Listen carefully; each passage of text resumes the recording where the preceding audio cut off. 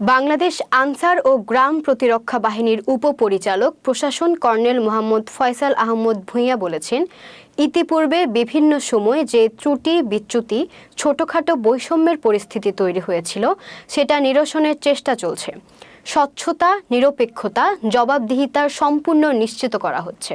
বৃহস্পতিবার সকালে কুমিল্লা রামমালা আনসার ক্যাম্পে অনুষ্ঠিত বাংলাদেশ আনসার ও প্রতিরক্ষা বাহিনীর জেলা সমাবেশে প্রধান অতিথির বক্তব্যে তিনি এসব কথা বলেন। আমাদের মহাপরিচালক আপনারা জানেন, ইতিমধ্যে বেশ কিছু বিগত 6 মাসের অধিককাল বেশ কিছু গুরুত্বপূর্ণ কার্যক্রম গ্রহণ করেছেন।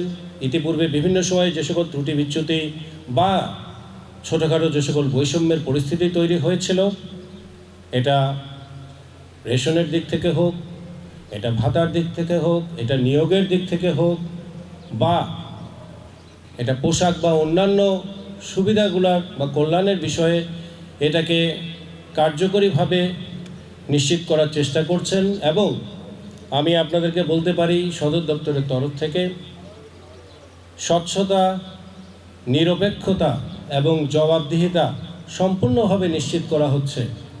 তারপরেও যদি কোনো ভুল ত্রুটি কোথাও হয়ে থাকে, অবশ্যই আপনারা কর্তৃপক্ষের দৃষ্টি আনার চেষ্টা করবেন।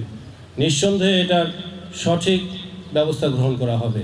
তিনি আরও বলেন, দেশ সবার আগে, এরপর প্রাতিষ্ঠানিক স্বার্থ এবং সবশেষে ব্যক্তিগত স্বার্থের স্থান। যদি এই নীতি মেনে চলা হয় তাহলে তা দেশের জন্য মঙ্গলজনক হবে। দেশ সবার আগে, দেশের জন্য আত্মনিয়োগ করবেন, তারপর প্রাধান্য পাবে প্রাতিষ্ঠানিক স্বার্থ, ব্যক্তি স্বার্থ সবার পর। যদি নিজের কাজের মধ্যে এটা রাখেন, মনে রাখেন, তাহলে দেশের জন্য মঙ্গল, আপনার জন্য মঙ্গল। আর আমরা যে সকল কাজ করি এই বাহিনীতে, এই কাজ আমাদের যে মোটো, আপনাদের বিভিন্ন জায়গায় দেখেন লেখা আছে শান্তি, শৃঙ্খলা, উন্নয়ন, নিরাপত্তায় সর্বত্র আমরা। এই 4টি শব্দ, শান্তি, শৃঙ্খলা, উন্নয়ন ও নিরাপত্তা, এটা মাথায় রেখে কাজ করবেন। অবশ্যই আপনার দ্বারা দেশের এবং জনমানুষের উন্নতি এবং সহায়তা হবে।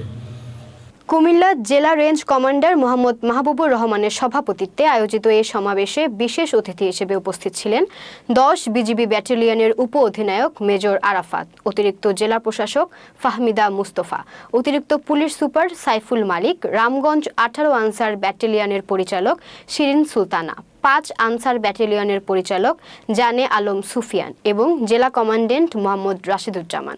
সমাবেশে বাহিনীর সদস্যদের দক্ষতা ও কর্মনিষ্ঠতার স্বীকৃতি স্বরূপ বিভিন্ন ক্যাটাগরিতে শীর্ষস্থান অর্জনকারীদের বাইসাইকেল, সেলাই মেশিন সহ নানা উপহার প্রদান করা হয়।